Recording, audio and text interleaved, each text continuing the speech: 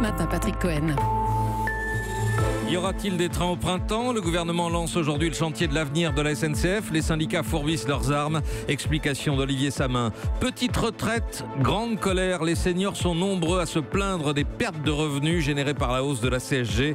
La popularité du pouvoir en fait les frais. Chez Lactalis, des tests sous influence. C'est l'enquête du 8h avec Pierre-Baptiste Vanzini. Vous verrez comment le géant du lait a longtemps pesé sur les labos pour obtenir des résultats négatifs aux allergènes. La mort d'un grand du violon jazz, Didier Lockwood, crise cardiaque à 62 ans.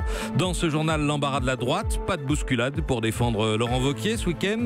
L'électricité nucléaire qui marque le pas, la production à son plus bas niveau depuis 20 ans en France, nous dira Daniel Fortin. Et l'engouement dans les stations de ski pour le biathlon, effet Fourcade, évidemment. 8h15, quelle politique pour l'asile et l'immigration, quel équilibre entre fermeté et humanité. La députée qui sera la rapporteuse du projet du gouvernement, Élise Fagellès, sera notre invitée. Ils ne descendront pas dans la rue, ils ne bloqueront pas les trains, mais ils pèsent électoralement et ils ne sont pas contents. On le voit déjà dans les enquêtes d'opinion, ces petits retraités qui subissent une perte de revenus à cause de la hausse de la CSG. François Geffrier en a croisé quelques-uns. Ils viennent de recevoir leur virement, mais ce mois-ci, il y avait un petit peu moins. Quand j'ai reçu ma feuille, bien entendu, j'ai une belle baisse de pouvoir d'achat, 40 €. C'est une catastrophe. Moi, ça me fait 106 € en moins. Et même quand la baisse n'est que de 25 €, pour eux, c'est très concret. Pour acheter la baguette, pour le mois à peu près. On a un caddie de course pour une semaine, oui. Quand sur 1200 € par mois, l'essentiel part dans le loyer et les charges, même la nourriture devient une dépense importante pour Monique. On mange que de la merde en définitive. Midi, là, je vais voir mon mari qui est hospitalisé, alors je ramène le plat à la maison parce que des fois, il mange pas. Alors je récupère un peu là. On n'a pas le choix. Le responsable des malheurs de ces retraités, pour eux, c'est le président. C'est pas gentil. Dites à M. Macron que ce n'est pas gentil. Et on n'a pas la même paye que lui. Il avait dit qu'il ne toucherait pas aux petites retraites, mais il y touche. Indirectement, il y touche. Pour autant, les seniors n'imaginent pas se mobiliser. On va pas manifester, c'est vrai. Voilà, on va pas les tout bloquer, comme certains font. On n'a peut-être pas l'âge de défiler. Ils sont trop sages, les retraités. Et pourtant, on est une génération qui a connu la lutte. En 68, j'avais 15 ans, moi. Il y a bien eu une petite manifestation de retraités cet automne. Une autre s'annonce pour dans un mois, mais sans grand espoir de hausse des pensions.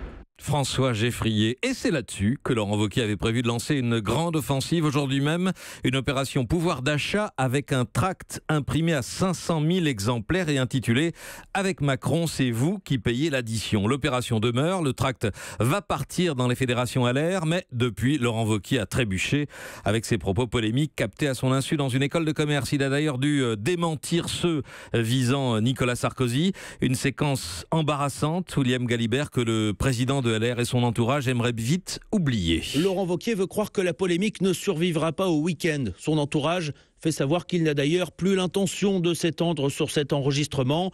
Dès vendredi soir, le patron des Républicains avait même demandé le silence total à ses troupes.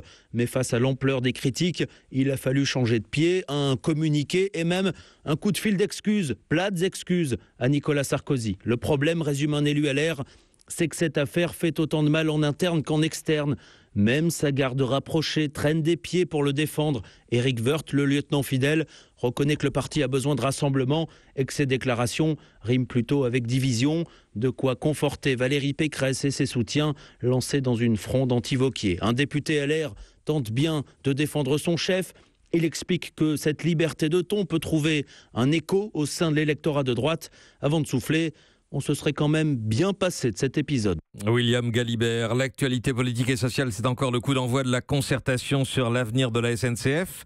Après le choc du rapport Spinetta, Édouard Philippe reçoit ce matin à Matignon la direction de la SNCF, tandis que la ministre des Transports, Elisabeth Borne, accueillera les 4 syndicats de cheminots, Olivier Samin. Les syndicats ont lu et relu l'interview d'Elisabeth Borne hier dans le journal du dimanche. Tout sera sur la table, annonce-t-elle. Le statut des cheminots, la polyvalence des métiers, l'ouverture à la concurrence. Eh bien, allons-y, dit Roger Dillon-Seger, secrétaire général de l'UNSA Ferroviaire. Notre intention, c'est pas d'être reçu pour la forme, mais bien pour discuter sur le fond. Il est évident que mettre en contradiction la dette du ferroviaire, issue notamment des investissements sur les lignes à grande vitesse et les conditions sociales, le statut des cheminots, est pour nous une ligne rouge qui est quasiment infranchissable. Le statut. La ministre des Transports a beau admettre qu'il y a dans ce statut des éléments essentiels qui pourraient être sanctuarisés, ça n'est pas ça qui fera bouger les lignes, prévient Bruno Poncet de Sudrail. D'ailleurs, des rencontres de cet après-midi, il n'attend malheureusement rien de constructif parce qu'à part nous dire qu'on est obligé de légiférer parce que l'entreprise est à 50 milliards de dettes et que c'est la faute du statut des cheminots, on s'attend pas de miracle et on s'attend surtout pas à avoir du dialogue social. Pour l'instant, seule la CGT a lancé un appel à mobilisation le 22 mars. Les autres syndicats vont en débattre et ont prévu de se retrouver jeudi soir pour arrêter une position. Et le gouvernement annoncera lundi prochain la méthode et le calendrier de la réforme. Europe 1, il est 8h05. Des laboratoires d'analyse qui finissent par donner au client les résultats qu'il attend en répétant jusqu'à 10 fois les tests pour aboutir à un résultat négatif. Voilà ce qui ressort des témoignages que nous avons recueillis auprès des labos qui travaillaient pour Lactalis, le géant du lait. C'est l'enquête du 8h. Bonjour Pierre-Baptiste Vanzini. Bonjour. Attention, on parle de tests sur les allergènes, pas sur la salmonelle. Ce que vous nous révélez ce matin, c'est que dans le laboratoire de la région nantaise chargé de détecter ces allergènes, notamment dans le lait infantile, il y avait une pression très forte de Lactalis et en tout cas un traitement spécial. Oui, les témoignages que nous avons recueillis au sein du laboratoire d'analyse disent tous la même chose. Il y a 2 poids 2 mesures. Les clients ordinaires qui doivent se contenter d'une analyse, que le résultat leur plaise ou pas. Et puis il y a le gros client, plus de la moitié de l'activité du laboratoire à l'époque, c'est Lactalis, le fabricant de lait infantile qui attend le feu vert du laboratoire pour libérer ses lots et les mettre sur le marché. Et là, c'est une toute autre histoire, explique cet ancien salarié. Quand un test était positif aux allergènes, on pouvait le faire et le refaire jusqu'à 10 fois. Qu'un échantillon revienne une deuxième fois pour contre-analyse, il n'y a pas de souci, c'est tout à fait normal. Quand l'échantillon revient une dizaine de fois, c'est de l'acharnement. À force de voir des échantillons revenir encore et encore pendant 3 semaines dans le laboratoire, ça nous est arrivé de leur dire « mais si vous le voulez négatif », vous nous le dites tout de suite, on met rien dans l'échantillon, on le passe et puis comme ça il sera négatif. Alors on l'entend, les techniciens n'en pouvaient plus. Pourquoi ? Parce que selon eux, c'est une perte de temps et c'est une hérésie scientifique de faire et refaire ces analyses. On risque juste de faire basculer le résultat, comme le souligne un autre technicien de ce laboratoire. C'est statistique en fait. Plus vous faites de tests, au bout d'un certain temps, on peut passer effectivement d'une barrière à une autre, effectivement, à force de repasser plusieurs fois le même échantillon. C'est ce petit jeu qui permet aussi des fois de passer en dessous de la barre alors qu'on pouvait être au-dessus avant. Alors ces multiples résultats parfois contradictoires, qu'en faisait le laboratoire au bout du compte ? Eh bien justement, c'est un point important dans le rapport final. On ne retient qu'un chiffre, tous les résultats obtenus en amont disparaissent en quelque sorte, assure ce technicien de laboratoire. Quand vous rendez un résultat, il peut y avoir un écrasement de version. Vous allez remplacer finalement les valeurs du résultat précédent, en écrasant finalement les données, en précisant sur le rapport que c'est une version numéro 2. Tout l'enjeu de savoir qu'est-ce qui était mis dans les versions précédentes. Donc c'est le dernier résultat qui compte ? En quelque sorte, c'est celui qui est visible toujours sur le rapport. Et tous les témoignages que nous avons recueillis disent la même chose, une pression en interne pour que le très gros client soit satisfait et qu'en bout de chaîne, il n'ait pas à détruire des lots à cause de la présence d'allergènes. Aujourd'hui, ces tests ne sont plus réalisés en France, mais depuis 1 an et demi, dans un autre laboratoire du groupe en Italie. Le laboratoire et Lactalis n'ont pas souhaité donner suite à nos demandes d'entretien. Enquête du 8h signé Jean-Baptiste Vanzini. Europe 1. 8h09, la suite du journal. Patrick Cohen. Un coup de mou pour le nucléaire français. Les centrales ne produisent plus assez d'électricité. La production a atteint l'an dernier son plus bas niveau depuis 18 ans. Daniel Fortin, que se passe-t-il ? Alors il y a plusieurs causes à cette chute. La première, ce sont les exigences de plus en plus fortes de l'autorité de sûreté nucléaire depuis Fukushima. Elle peut imposer la fermeture temporaire de réacteurs pour défaut de sécurité. Ça a été le cas fin 2016, début 2017. Il y a aussi le vieillissement des centrales, comme celle du Tricastin dans la Drôme, qu'il a fallu arrêter pour refaire la digue de protection. Bref, toute une série de travaux de plus en plus lourds et fréquents auxquels l'entreprise, de son propre aveu, a du mal à faire face.